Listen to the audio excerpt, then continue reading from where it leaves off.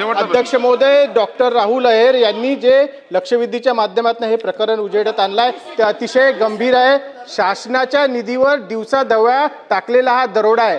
माझी मंत्री महोदयांना स्पेसिफिक प्रश्न आहे की या संपूर्ण प्रकरणाची SITच्या मार्फत चौकशी करून इकॉनॉमिक ऑफेन्स विंगच्या माध्यमातून गुन्हे दाखल करणार का? दुसरा, कुठल्याही हॉस्पिटल्सची ही हिम्मत झाली नाही पाहिजे की जो गोरगरिबांचा निधी आहे तो लुटण्याची कोणाची हिम्मत झाली नाही पाहिजे अध्यक्ष महोदय।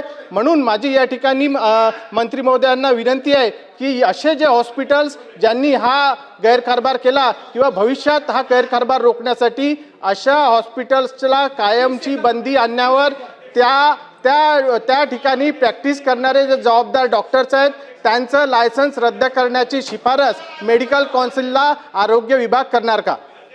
सन्माननीय मंत्री महोदय। सन्माननीय अध्यक्ष महोदय, सन्माननीय सदस्य सुमितजी वानखेडे साहेबांनी या ठिकाणी प्रश्न विचारला आहे की या अशा पद्धतीची अनियमितता करण्यामध्ये जे लोक सहभागी असतील त्यांच्यावरती कडक कारवाई, अगदी त्यांनी सांगितलं तशा पद्धतीने SIT किंवा EWS कडे सुद्धा अशा पद्धतीनं आर्थिक गुन्हे अन्वेषणाकडे पण आपण ते सबमिट करू काय? माझी आपल्याला विनंती आहे की FIR दाखल आपण केला आहे। या FIR मध्ये अजून सुद्धा बरेचसे गोष्टींचा उलगडा होणार आहे आणि मी म्हणतोय की ज्यावेळेला एका बाजूला ही पार्ट ज्यावेळी FIR दाखल झाला आहे पण त्याच्यामध्ये जे दोषी असतील त्या सगळ्यांच्यावरती कारवाई करण्याबद्दल आपण आपल्या सगळ्या इनपुट सहित ती केस अजूनही स्ट्रॉंग करू।